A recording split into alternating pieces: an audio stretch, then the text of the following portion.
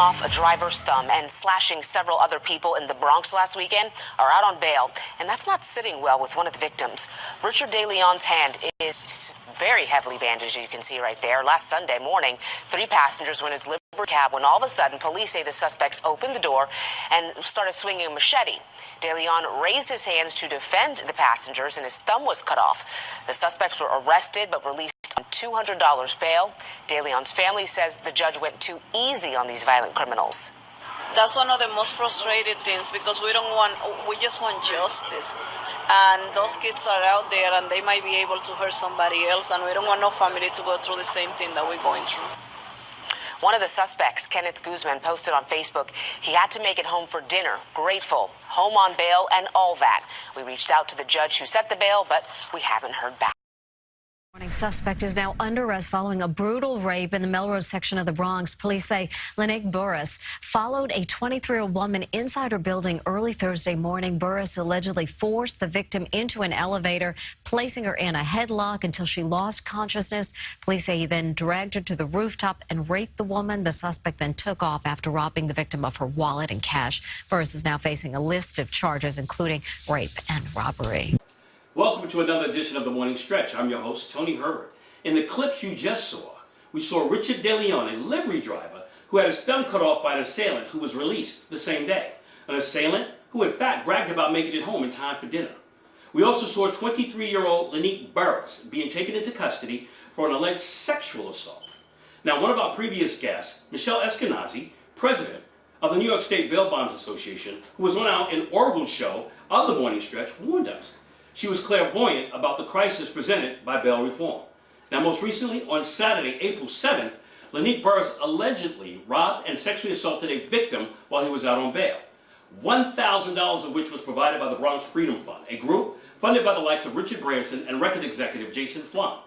While everyone is presumed innocent until proven guilty, Mr. Burris withdrew $200 from his victim's bank account with her ATM card, prosecutors alleged.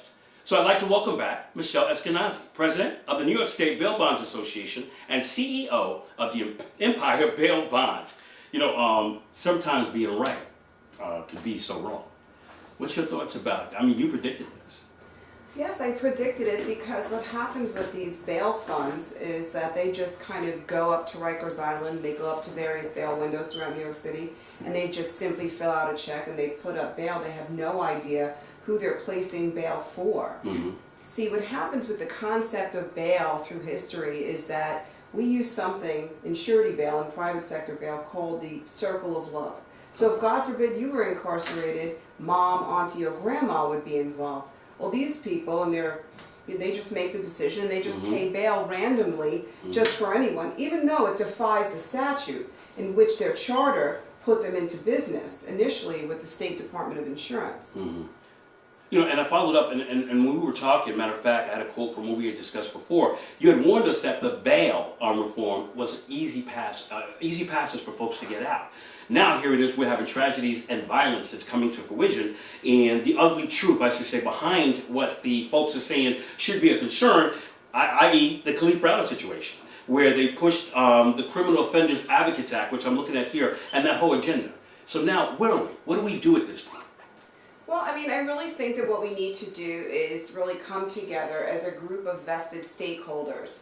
So I think that corrections needs to weigh in, NYPD, the sergeants, the bail industry, everybody that really has a stake in the game needs to really kind of come to the table and really study this matter before New York implements something so inherently dangerous where the people of the state of New Jersey are in tremendous peril. So says the proponent of bail reform, the originator of the bill here in the state of New Jersey, Senator Andrew Zak. And he's an Iraq war veteran, Purple Heart recipient, really democratic guy, but public safety defies political ideology. Now, explain to our audience, you've been at this a long time.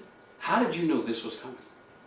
Because I see it from the national front. I mean, I'm the senior vice president of our professional bail agents of the United States, so I'm flying all over the United States looking at bail reform on the front lines, fighting, talking to legislators, explaining to them that when you hear one side of branded rhetoric and you keep hearing it over and over and over again and you refuse to meet with private industry, you have a problem because you're not doing your job as a legislator, as an elected official. You're there to represent your constituents. Now, what kind of bail should this guy have gotten? I mean, realistically.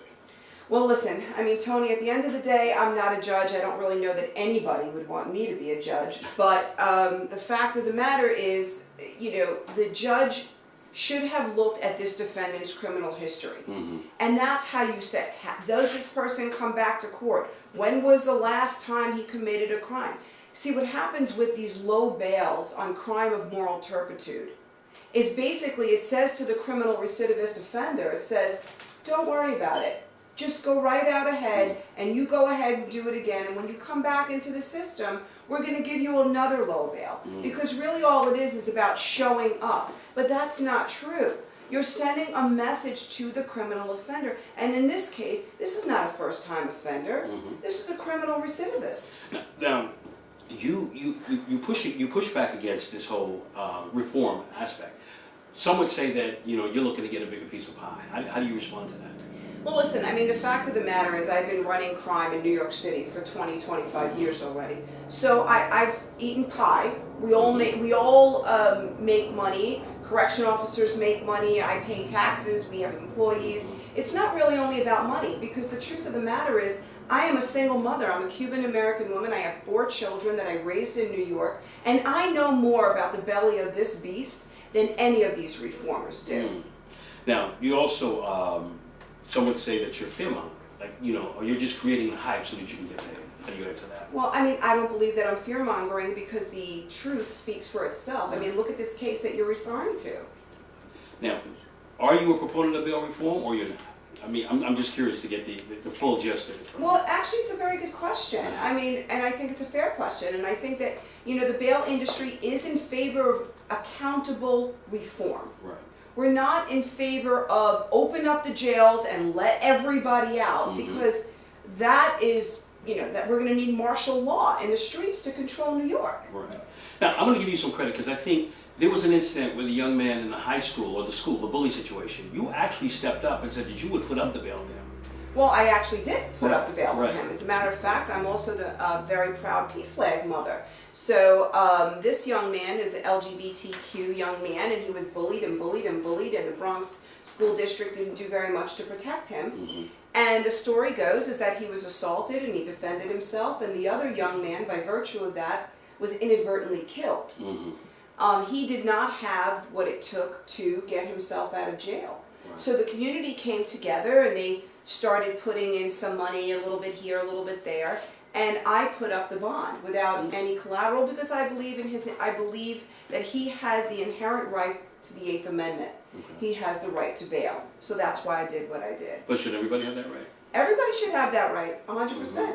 And part of bail reform that's not really spoken about when it comes to the branded rhetoric is a little thing that they call preventative detention. They've done it in the state of New Jersey. So they talk about the low-level offenders and the nonviolence going into this big bail program. It's kind of like a huge diversion program funded by your tax dollar. But what they don't talk about is that they want the other class of criminal offender to go into incarceration. So it's called remand status in the state of New York. For example, New Jersey Weedman was charged with witness tampering. He's been incarcerated in the state of New Jersey for well over a year by virtue of bail reform. They've actually changed their state constitution and removed your automatic 8th Amendment right to bail. Now, we referenced Kalief Browder. Now, are you pushing for a different type of reform, one that actually deals with violent offenders or one that would cater to a situation like a Kalief Browder? Well, what we're trying to do is we're trying to push for accountable bail reform. So what we're saying to the legislators in New York State is, sure, absolutely there should be indigent defense, there should be indigent bail, but are you indigent? Or are you a drug dealer who was told downstairs in the pens by the Bronx defenders, tell the judge you're indigent, tell the judge you can't afford bail? Which one are you? When you walk into the food stamp office, The food stamp guy doesn't go, oh, you're driving a Mercedes? No problem, you can have food stamps. So with Kalief Browder, could he have been bailed out, or was that just hype, you know, to push the agenda of the advocates? Well, what happened with Kalief Browder happened by virtue of something we call judicial discretion. Okay.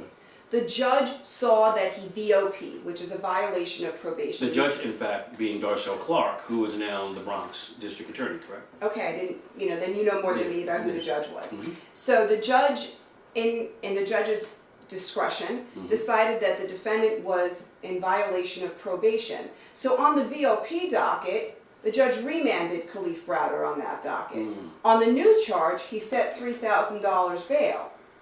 So what happens in terms of the story is that no one's talking about the fact that even if he made the $3,000 bail, it wouldn't have mattered, he still would have been held. He was remanded on the VOP. So he wasn't arrested for a book bag. I mean, he wasn't being held because of a book bag. Well, the story is that he was arrested for a book bag, but it wasn't just like, hi, I'm a college kid, I'm on campus. Oh my goodness, I took the wrong book bag. It wasn't that. It was an actual, I'm taking your book bag, and the other guy was injured. And that because he violated probation or something to that effect. That was the whole. He violated probation on an older charge. Right. By virtue of the new arrest, probation says you cannot commit new crime. If you commit new crime, the judge has the right to violate your probation. So that's what the judge did. Okay. That's why Kalief Browder was held. But you know who failed Kalief Browder? Legal aid. Why didn't they move his case? Right. Why did they let him sit there? If he was sitting and sitting and sitting, they should have done a writ of habeas corpus.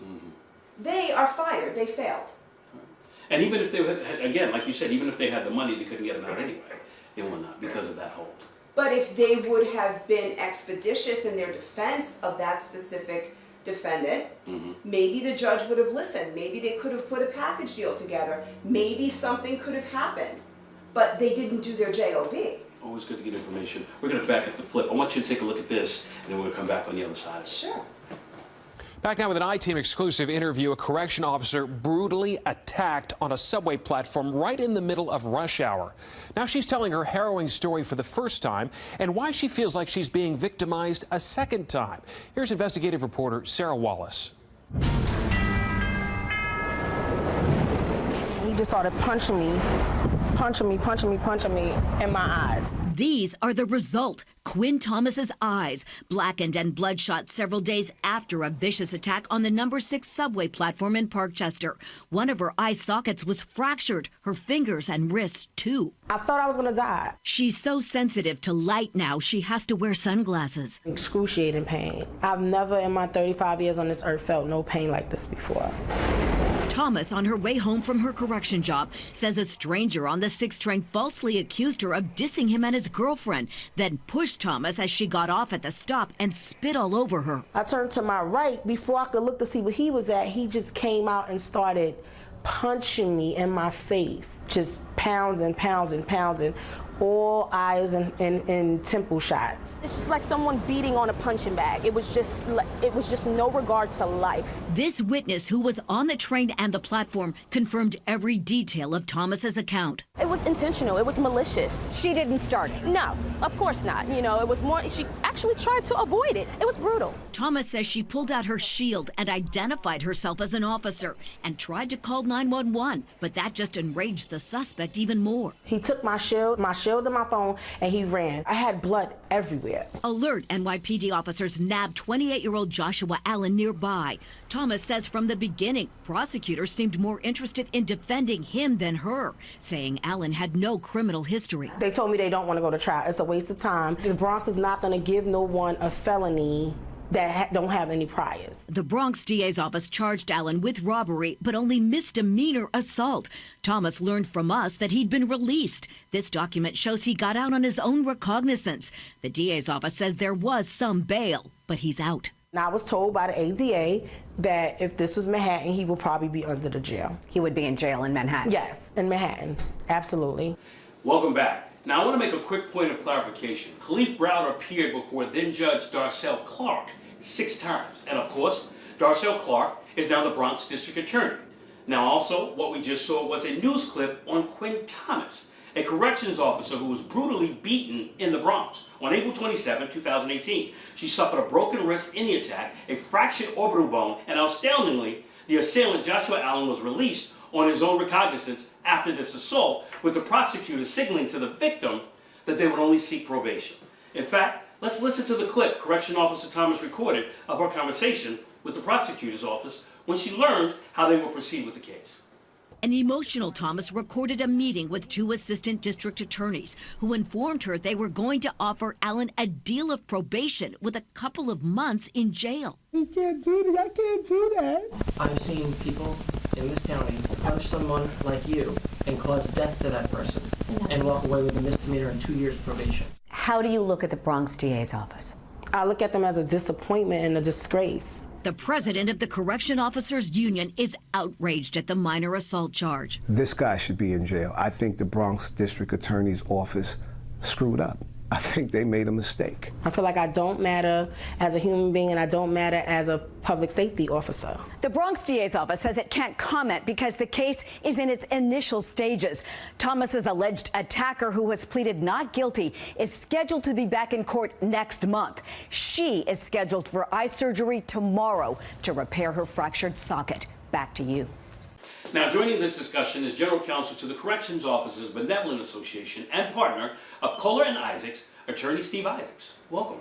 Good afternoon. Question, how is the officer doing? How is Thomas doing? Officer Thomas is doing much better. All right, and how is she recovering? She's recovering slowly. It was a brutal beating. And she also had thoughts that the district attorney's office was not supporting her. So those two things together, it takes time to recover. She is getting better, but she shouldn't have been put through the stress that she was. Exactly. Now, I'm still looking at the clip here on my monitor, and so ask me, I'm looking at this, how the hell can you explain this to me?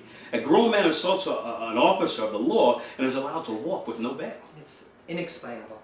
There's no reason for it. And she identified him. She identified him. She did everything she was supposed to do, yet the Bronx district attorney wanted the charges as a misdemeanor.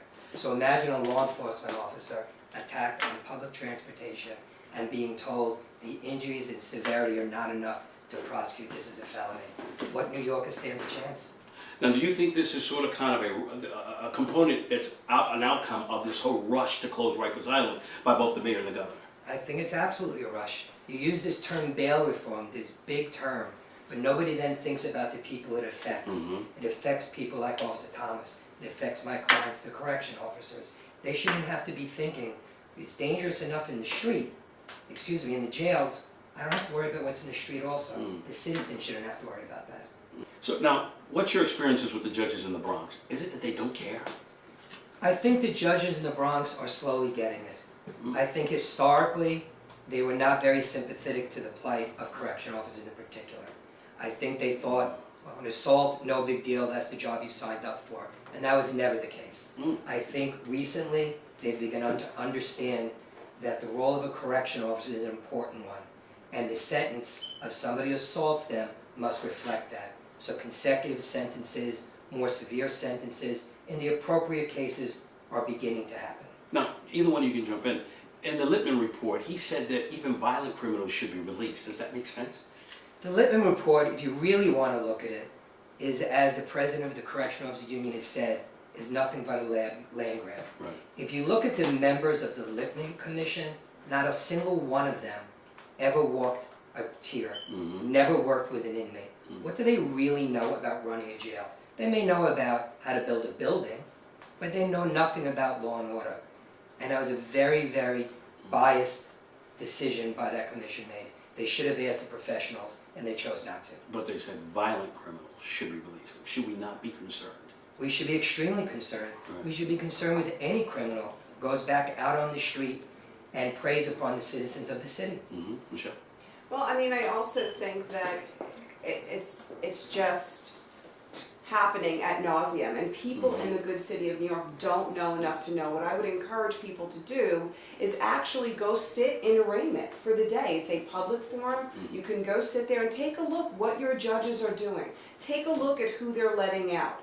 Look at this, and I have this question for you too, because actually in some of the reports that I get too, I mean, you won't see it on your screen, but I'll see it here, that in some of these cases, What chance does a regular citizen have, a regular Joe Q public?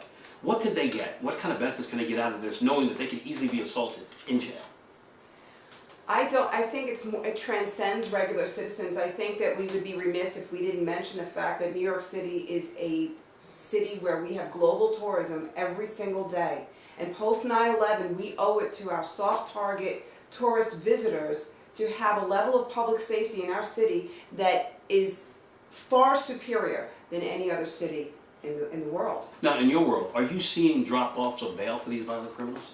Absolutely. So what they're trying to do is keep everyone either ROR'd or anything less than $2,000. So basically, you can rape in New York for $2,000. Crime is on sale in New York City. I ask you the same thing. And under this current mayor, if the people who are incarcerated for violent crimes feel comfortable in assaulting correction officers because there's no immediate consequences to what they have done, do you think they're going to be concerned about assaulting a citizen in Times Square? Do you think they're going to be concerned about assaulting a citizen on Bedford Avenue? They're not. This mayor is worried about his election. He's worried about his future. He's not worried about the constituents that he was elected to represent. I want to get your input on, with a short clip, I want to get your input on this aspect, which is now talking about the opioid and drug issues that we're now having, which we still have. We'll check this out and we'll come back and get your input. And asking drug users to clean up after themselves. It is a controversial plan the city's rolling out this week in a borough that not only has a heroin problem, but also a staggering number of needles in its parks. News 4's Andrew Siff reports tonight from the Bronx. I don't trust them playing in the grass. Loda Garcia doesn't want her kids playing in Tremont Park because of sights like this. Needles and orange syringe caps. We would like this place to be clean, this park. She's not alone. It's dangerous. Neighbors have noticed the problem across the city. There are a lot of addicts around here. News 4 cameras followed one drug treatment counselor this month in Harlem as one syringe after another turned up yards from a playground. And the city said the epidemic is worst in the Bronx. So the Parks Department greenlit a pilot program. Across the borough in 16 parks, they'll be adding 60 kiosks. That's after staffers collected as many as 5,000 needles per week. That sounds like a lot, doesn't it? It is. It is quite a bit. Bronx Parks Commissioner Iris Rodriguez Rosa doesn't have to walk far from her desk to spot a syringe. Do you find that alarming right in front of your office? Absolutely alarming. It is very prevalent. The new kiosks look like this. Yellow signs that say, "Keep our parks safe. Drop your syringes here." But here's the catch. The city wants drug users to find those little openings themselves. You're basically asking drug users to police themselves with these needles. Absolutely.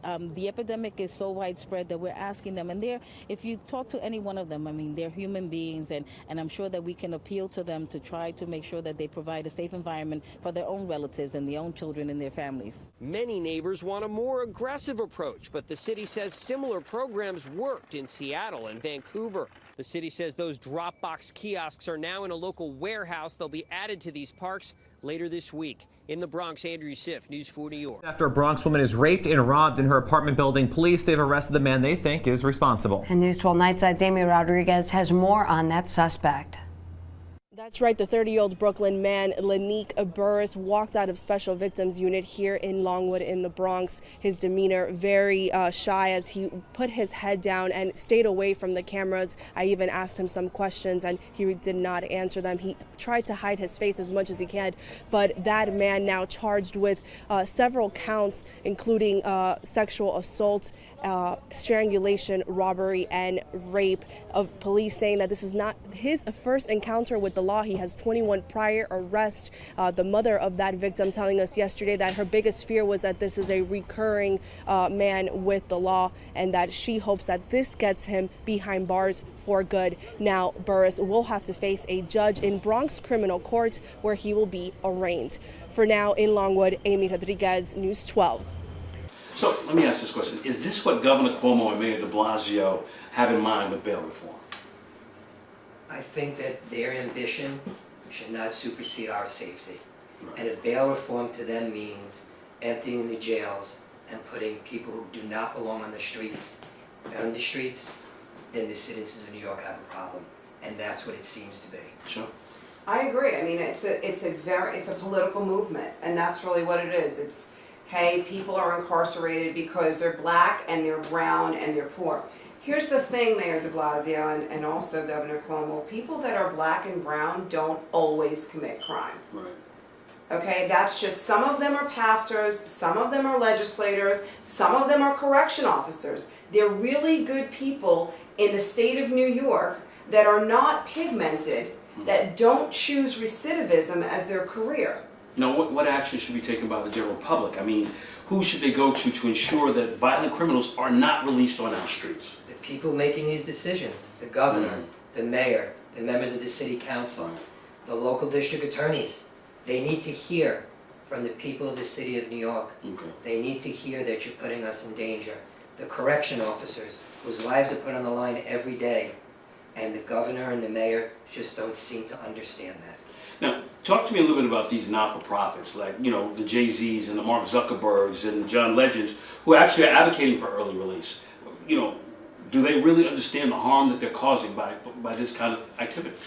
They don't. I mean, what they look at it as a giant social justice project. And listen, I'm all about doing things for people that are indigent and people that are, you know, that need the help, in other words. But the fact of the matter is they don't know what they're talking about. They need to stay singing. That's what they need to do. They need to continue to sing. Mark Zuckerberg needs to continue to Facebook, and they need to stay out of this level of politicking, if you will. I think that was an excellent point, and we're actually going to stop right here and come right back after this clip. What CBS 2 News discovered in and just outside St. Mary's Park in the Bronx was jaw-dropping. Everywhere you go, there's syringe all over the place. A huge number of used syringes and drug paraphernalia. We confronted Mayor de Blasio with a picture of one location and asked how this is allowed to happen in New York City. There are syringes everywhere. Well, that image, thank you for showing it to me. That's unacceptable. We don't want anybody in this city having to see that or experience that. We don't want children, seniors, anyone to have to go through that. The city will be installing dozens of syringe disposal kiosks in Bronx parks, but will the addicts use them?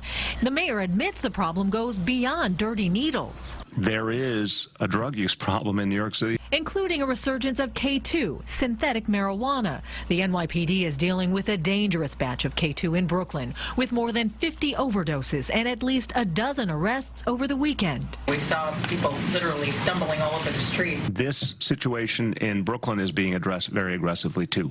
It comes down to a small number of dealers. It comes down to some particular locations. And we've made clear if stores, and this has often been the case, if stores actually are the centerpiece of this drug dealing, we're going to close them down. Mayor de Blasio says the city's drug abuse problem is deep-seated and will need more than just the help of law enforcement. Many New Yorkers agree. It's not going to stop it anyways. The city needs more programs to reach out to the people and, like, you know, give the people some assistance. The mayor says the city has to do a better job at reaching those in need. Whatever he does, residents want to see action now. In Mott Haven, Hazel Sanchez, CBS 2 News.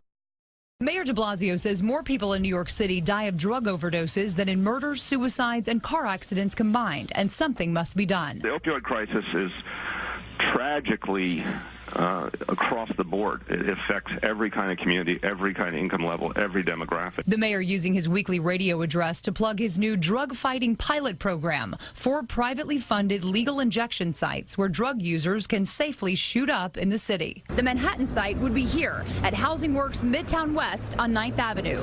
Other potential sites include Gowanus, Brooklyn, Longwood in the Bronx, and Washington Heights.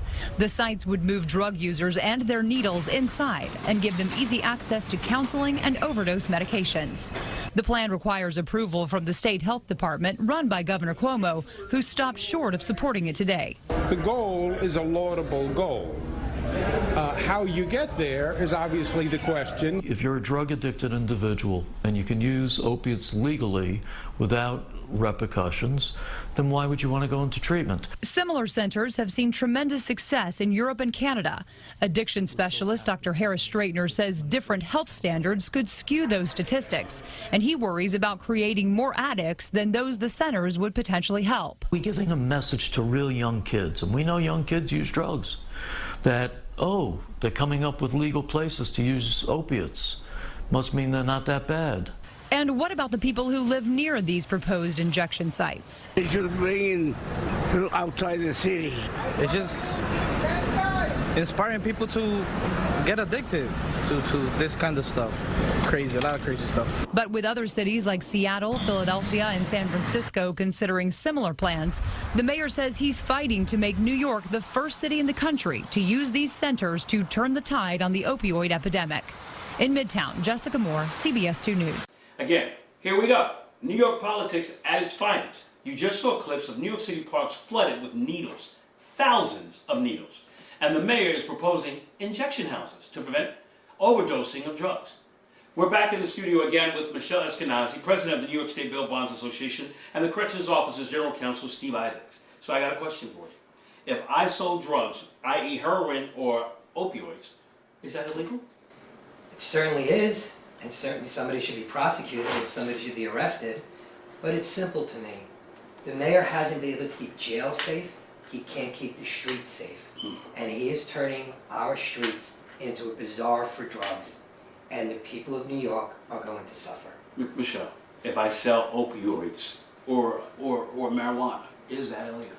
Well, I mean, it's still illegal to sell opioids, it's just no longer illegal to use them. So the seller might get arrested, but the user is not going to get arrested. The user is going to have these fabulous little phone booth things to go into and shoot heroin. So would you say that this might be an overreaction to the whole opioid situation that's going on because it's now in suburbia? It's been in suburbia. It's just that the politicians haven't really been in suburbia. They kind of live behind the gates. So the fact of the matter is this is just what you would consider insane. It's insanity. It has no, it should transcend political ideology. The fact of the matter is a lot of these district attorneys like Cy Vance, Eric Gonzalez, they've become politicians. What they need to do is stay on target, stay on their jobs, and be prosecutors.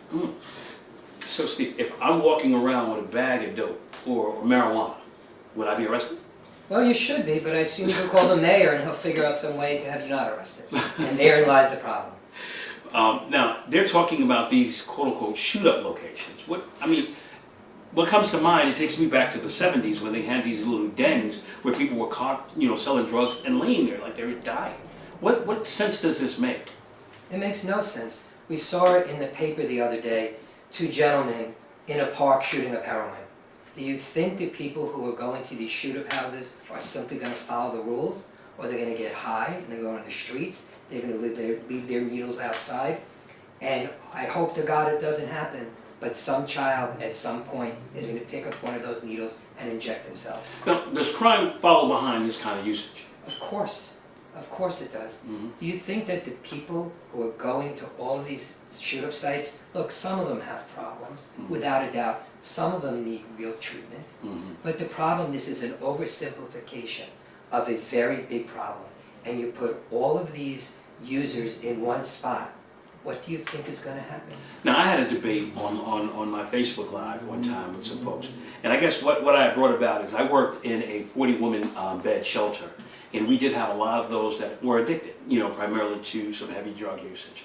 And I think what I said were that I knew for a fact that 60% of those women that we were working with, for the most part, actually started out with a quote-unquote light conventional drug and actually was looking for something stronger immediately thereafter.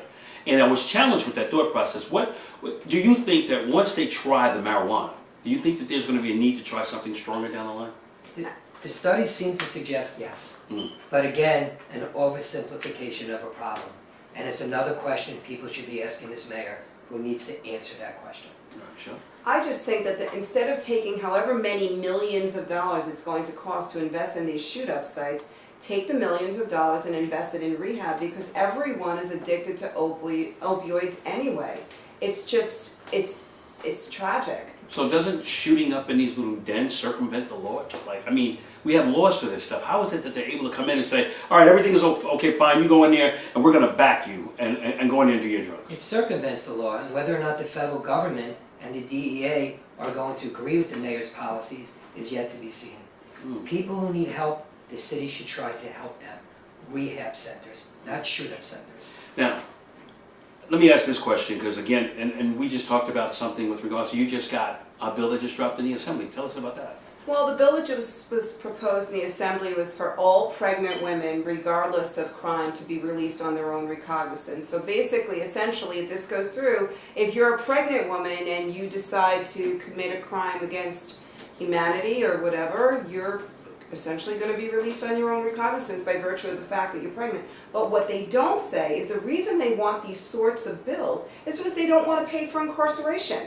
That's the reality. Everybody out of the jails because nobody wants to pay for incarceration. There is a reason we have jails, and again, I'm going to say, criminal recidivism is a choice. It is not a mandate to commit crime. People that are pigmented don't wake up and they have to, in a mandatory way, commit crime. And that's what these legislators are touting. Right. So not arresting individuals, i.e. and not prosecuting women who are pregnant for the most part, or having them to stay in jail and releasing them, wouldn't that be some type of a sympathetic kind of approach that, that's being utilized by these politicians to show, some kind of sympathy? Shouldn't that be dealt with prior to the pregnant woman going to jail? Right. Shouldn't that be dealt with prior to the pregnant woman believing that crime is the only way to help herself or her child? That's what our politicians and that's what our mayors need to be thinking about. Is this the new face of reform in our criminal justice system? If it is, we have a problem. Now, there is, and we talked about it earlier, is there a movement to de-incarcerate, or what's the terminology you use? Decarcerate America. Decarcerate, yeah. Yes, there is a movement to decarcerate America, and a lot of it has to do with the branded rhetoric. They do an excellent job at branding the rhetoric. And the fact of the matter is, if you commit crime, you should go in front of a judge, you should go through the process. That's why we have a criminal justice system. The governor of our state, when he did a State of the State speech, said, we have the most liberal bail statute in the nation. And guess what? He's 100% right. There's no reason to reform it. We have to look at the indigent, absolutely, but we have to quantify the indigent. Is it a problem, people being released from jail?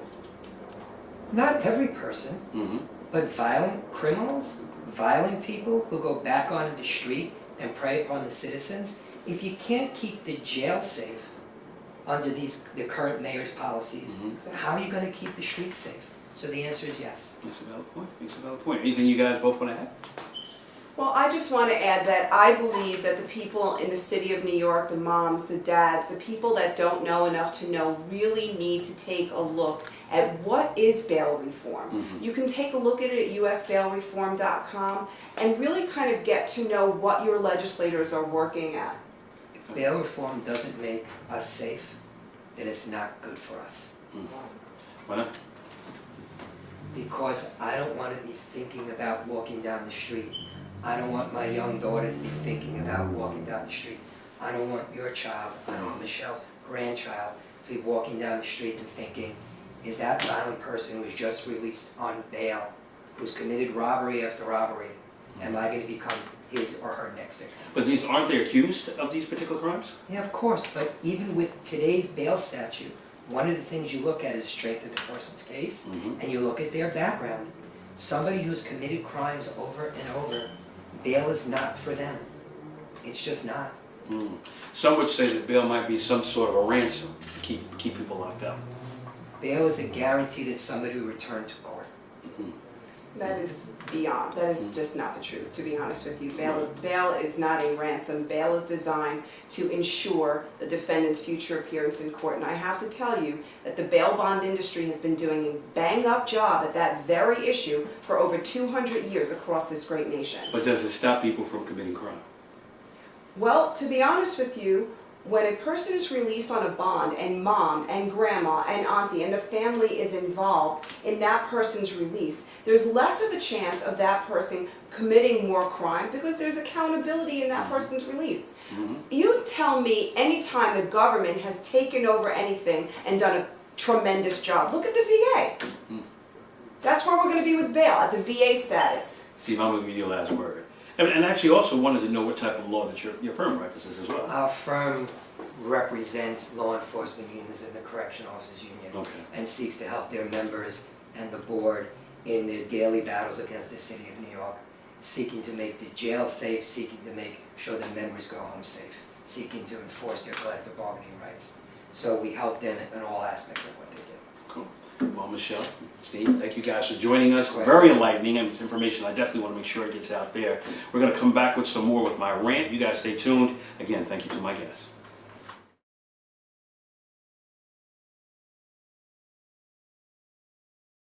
Once again, there it is. Hey, thanks for tuning in this week.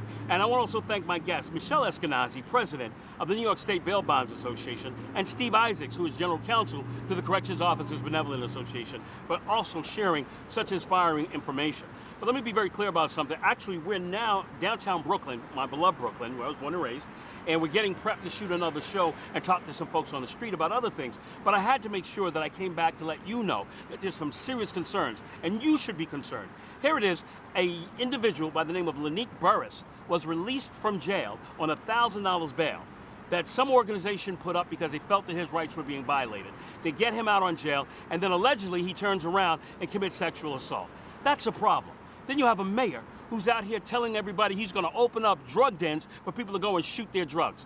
This is not good for us. It puts a lot more danger on the street, and we've got to stop that and keep our feet on their neck. So with that being the case, I'm going to stay tuned, you stay tuned to what's going on in the street, and we'll be back with some more right here on TheMorningStretch.tv every Sunday at 10 a.m.